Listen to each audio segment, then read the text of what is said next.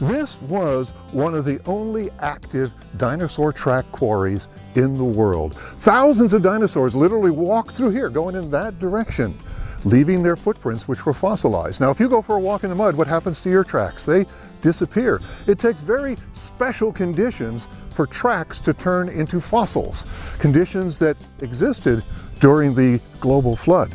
That there are dinosaur tracks is very powerful proof that the global flood was real.